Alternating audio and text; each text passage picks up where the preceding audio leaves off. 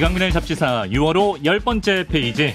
이제는 이분을 잡지사 프렌드라고 감히 불러드리고 싶습니다. 흥미로운 의학의 역사를 들려주실 닥터 프렌즈 이낙준 선생님과 함께합니다. 네. 어서 오십시오. 안녕하세요. 아유, 반갑습니다. 네, 아주 뭐 익숙하네요, 여기도. 아유, 능청 맞으셔.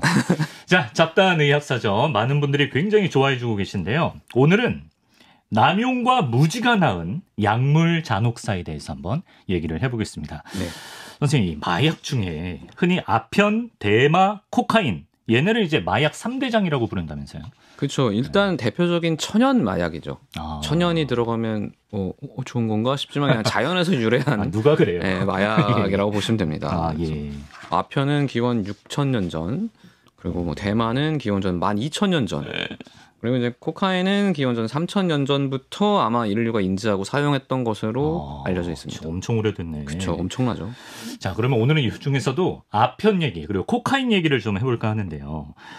우선 아편이 의학의 역사에서 굉장히 중요한 부분을 차지한다고 들었거든요. 어마어마하죠. 왜냐하면 인류사에서는 진통제로 많이 쓰였기 때문에, 그리고 지금도 사실 이거보다 강력한 진통제가 없다고 봐야 되거든요. 그러니까 뭐 어마어마하게 밀접한 연관이 있죠. 네. 우리 옛날에 뭐 쇼크사로 통증만으로 죽는 사람들도 그쵸, 마취 그쵸. 얘기할 때 전쟁터나 이럴 때 뭐 갑자기 다쳤다. 네. 그런 경우에 이제 몰핀이라고 해서 아편을 더 응축해서 만든, 추출해서 만든 약을 이렇게 주사하기도 하고 그랬죠. 네, 그렇죠. 그렇게 진통제로 쓰였던 아편이었는데 네. 아편이 그 양귀비꽃에서 나오는 걸로 알거든요. 맞습니다. 양귀비꽃에서. 네, 제조를 어떻게 하나요? 이게 발음을 좀 잘해야 되는데 이게 양귀비꽃의 씨방. 씨방. 네, 씨방. 예. 네, 씨방이 있는데 여기를 이렇게 칼로 째면 우유빛의 즙이 나옵니다. 이 즙을 모아서 말리면은 그게 아편이 됩니다. 우리 뭐 저기 나무에서 수액 나오듯이 예. 하얀색 뭐가 나오네요. 저걸 누가 해봤는지 모르겠는데, 예. 하여튼 저거가 그 만드는 방법이죠. 그럼 인류가 양귀비를 처음 재배한 것도 엄청 오래전이겠네요. 엄청 오래됐습니다. 사실 양귀비는 집단으로 자라지 않거든요. 네. 자생했던 흔적은 남아있지는 않아요. 어디가 처음인지. 재배한 흔적을 찾아봐야 되는데, 한 기원전 6,000년 중반에 이제 지중해 동쪽, 지금의 튀르키예 쪽, 거기에 이제 밭이 발견이 됩니다. 양귀비 밭이. 기원전 6,000년 전에. 네. 그럼 이때 사실 신석기 시대거든요. 그럼 농업혁명이 이제 막 이루어질랑 말락할 텐데, 그러네. 그때 이미 식량 대신에 그 아편을 재배하고 있었던 거고, 이게 얼마나 빨리 번지냐면은 이 튀르키예에서 사실 유럽 끝은 되게 멀잖아요. 서유럽 끝은. 근데 이게 1000년도 안 걸려요. 전파되는데? 예, 그 고대 시대에는 이동 경로가 말도 못하고 걸어가야 되는데, 신석기 시대인데 그거를 고려하면은 이게 과연 진통 효과 때문이었을까? 수요가 굉장히 많았고, 네, 수요가 굉장히 많이 많고, 나고. 한번 해볼래? 뭐 어떻게 하지? 뭐 재배할까? 그래서 심지어 바다 건너 막 런던에서, 그러니까 영국에서도 되고 그랬죠. 그 뭐 벼농사, 밀농사보다 빨랐을 수도 있다는 거잖아요. 예, 그렇죠. 사실. 그리고 아편 관련해서 메소포타미아 지역에서 구체적인 기록이 있다면서요? 메소포타미아가 사실 이제 인류 최초의 역사라고도 하는데, 거기 보면은 지금 방금 제가 말씀드렸던 양귀비 시방에서 즙을 채취해서 그 즙을 모으고 말려서 아편을 만드는 게 굉장히 상세하게 기록이 되어 있습니다. 이제 거기서는 이 양귀비를 기쁨의 식물이라고 표현을 하죠. 좀 즐거움을 주는 식물이다. 진통제로는 맞답니까? 사용을 하지 않았던 게 아닌가? 그냥 기쁨으로. 기쁨으로. 예. 예. 반면에 이집트에서는 여기는 좀 양귀비에 대해서 주의사항을 적어놓은 기록이 있어요. 예. 그러니까 이모탭이 쓴 여러 기록이 있어요. 이모탭 그 미라에 나오는. 그렇죠. 그러면 이제 빡빡 밀고 무서운 이모탭. 맞아요. 예. 이게 바퀴벌레의 왕처럼 나오는. 서구 문명의 침탈입니다. 사실은 이모탭이 그런 이미지가 아니고 이집트의 현자예요, 사실. 그래요?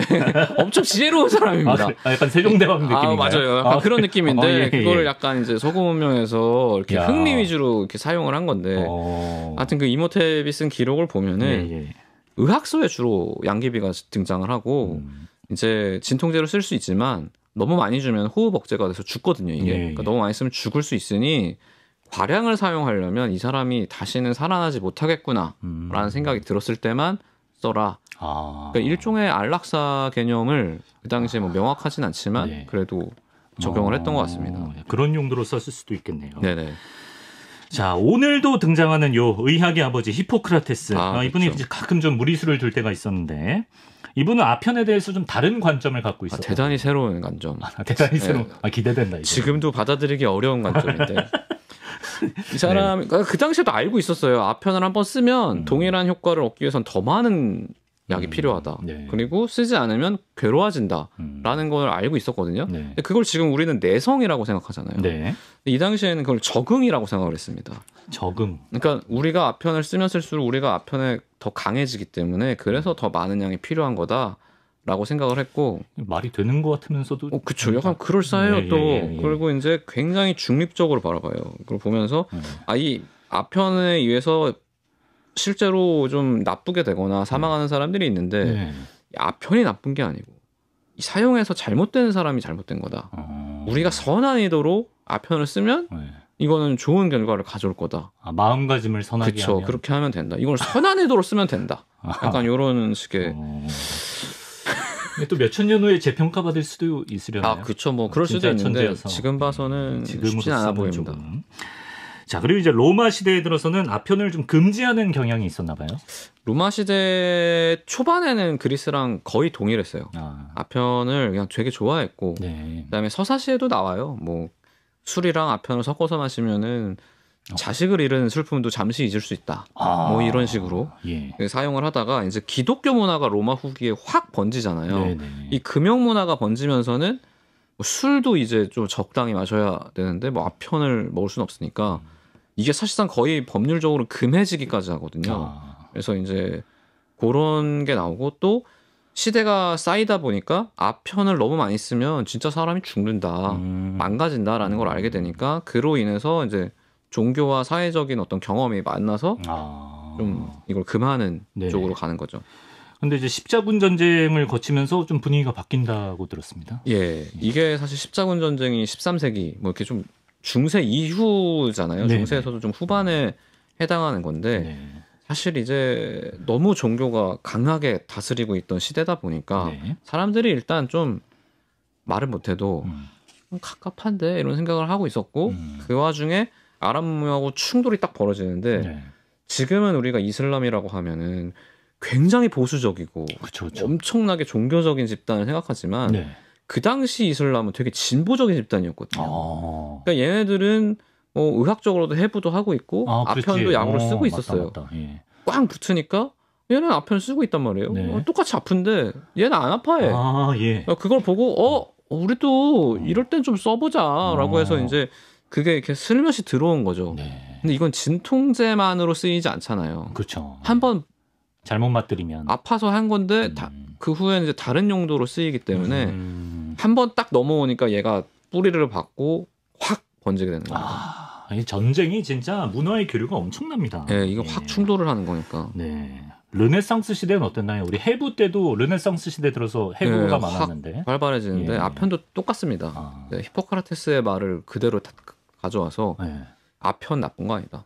아편은 되게 중립적인 거고 마음을 착하게 우리가 어떻게 사용하느냐에 따라서 선도 될 수 있고 악도 될 수 있다. 이거 금지하지 말자. 그래서 이제 양귀비를 어마어마하게 재배하기 시작하죠. 거의 일체유심조. 그렇죠. 약간 모든 것은 마음가짐에 달려 있다. 해골물 정신이네요. 자, 이런 분위기 속에서 파라켈수스라는 연금술사가 등장한다고 하는데요. 우리가 분이죠? 로마라고 하면 이제 갈레노스만 자꾸 얘기를 하지만 그 당시에 활동했던 의사 중에 켈수스라는 명의가 또 있거든요. 켈수스. 근데 파라가 붙으면은 능가했다라는 뜻이에요. 그러니까 파라켈수스면 내가 그 로마 시대의 명예를 능가했다라고 주장하는 연금술사인데 이 사람이 진짜 만병통치약을 하나 갖고 있었습니다. 그래요? 그게 아편입니다. 그러니까 대충 아파? 아편 줘요. 그러면 안 아프잖아요. 일단 안 아파. 그리고 다 난 것 같은데 약이 더 필요해. 그래서 주면 이제 기분이 좋아져요. 그럼 뭔가 죽은 것 같잖아요. 그래서 이제 사람들이 추종자들이 생겨가지고 따라다닙니다. 그 옛날에 수리남에서 그 목사님이 드라마 수리남에서 목사님이 이렇게 약 써가지고 전유한 목사님이 이렇게 추종자를 만들듯이 파라켈수스가 그렇게 추종자를 만들어서 이 사람이 지역을 이동할 때 그걸 따라다니는 집단이 있을 정도로 왜냐하면 이 사람이 없으면 이제 안 되는 몸이 된 거죠. 그런 식으로 이제 악명을 떨쳤던 분이 계시죠. 연금술사 중에 또 이런 분이 계셨고요. 네. 자, 이제 뭐 아편이 조금 열리기 시작하면서 사람들이 좀 뭐 아편의 장점에 집착하게 되고 뭐 다른 마약에 대해서도 비슷한 입장을 보였다고 하는데 특히 17세기 말에 영국에서요.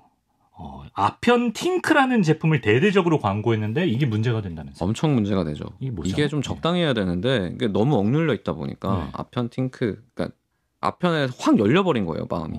아편 팅크가 제품이라고 하지만 사실상 거의 음료수입니다.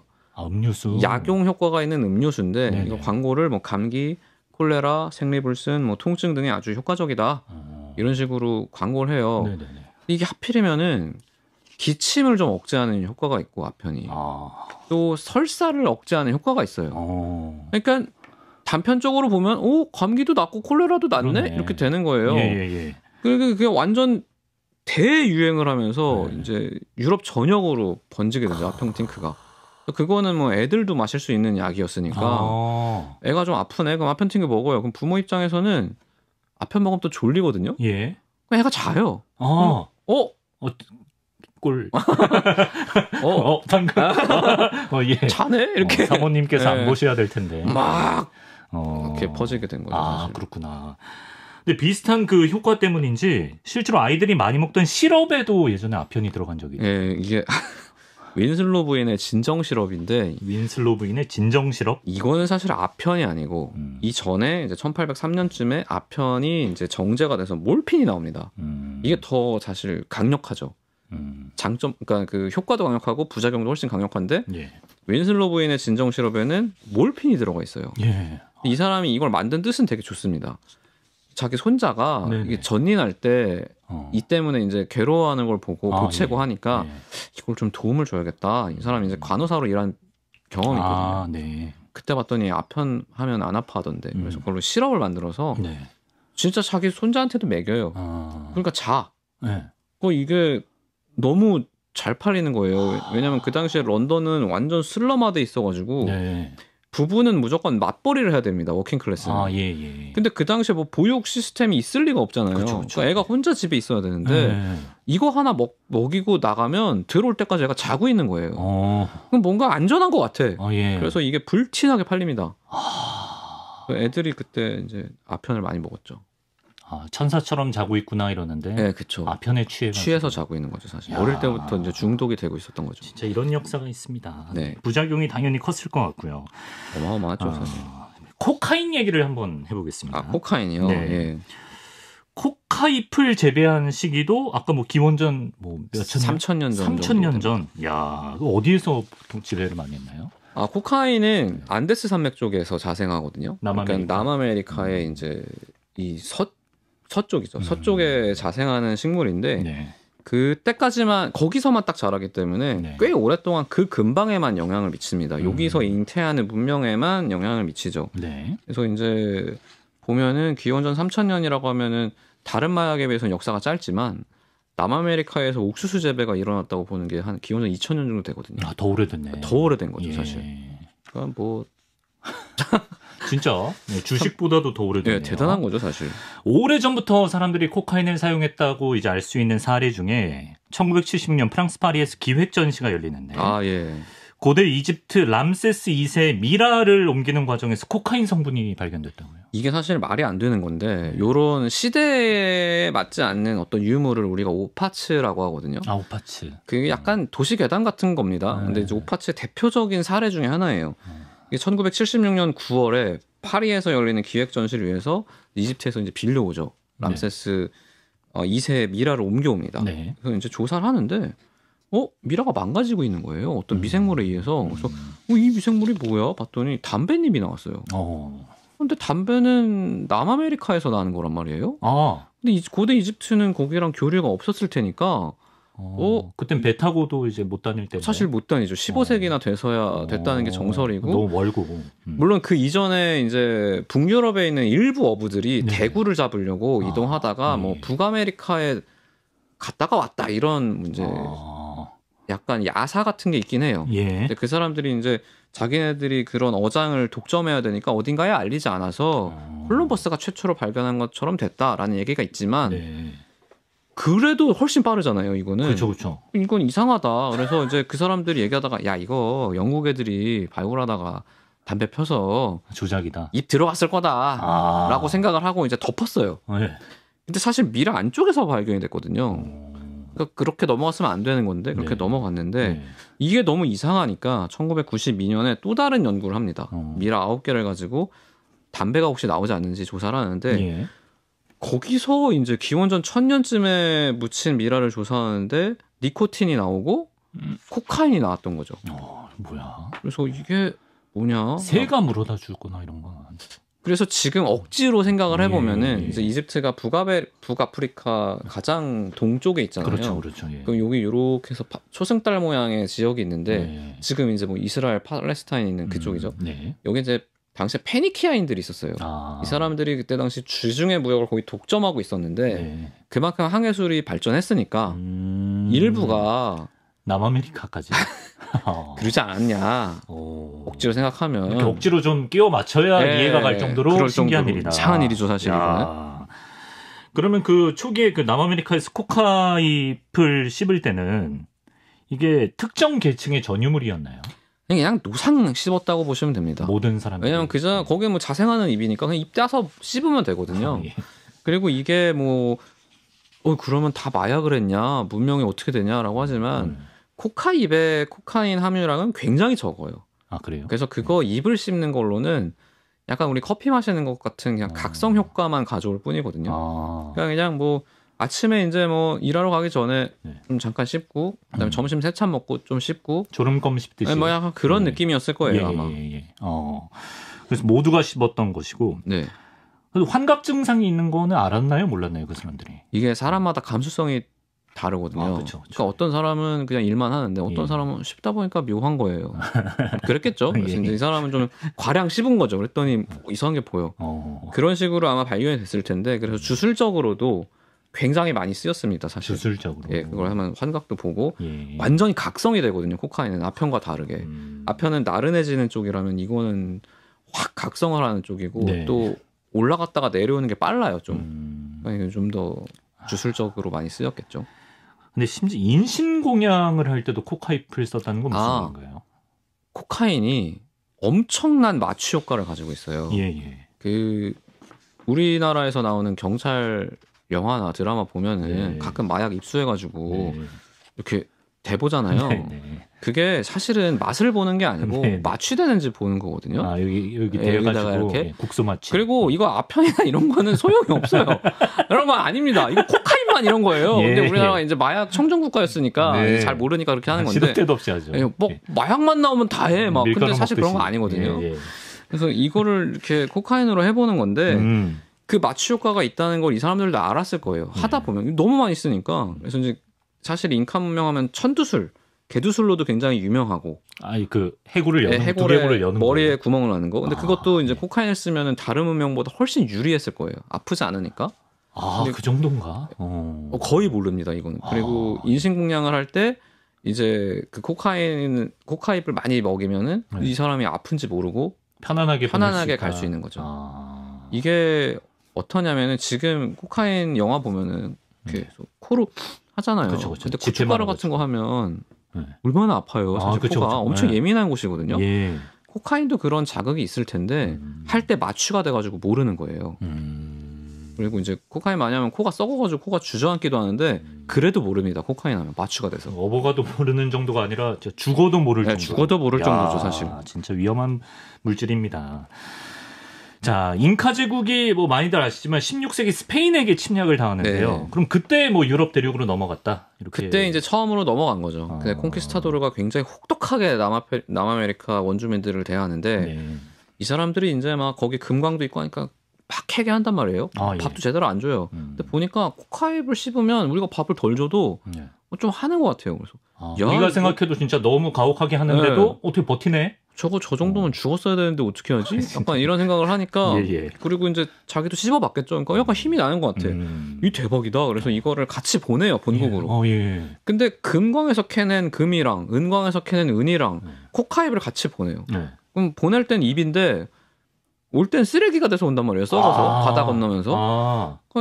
얘는 이걸 왜 보냈어? 그래서 처음에는 전혀 관심이 없어요. 예. 16세기, 17세기, 18세기까지도 네. 코카잎은 딱히 유럽에서는 관심이 없었습니다. 예.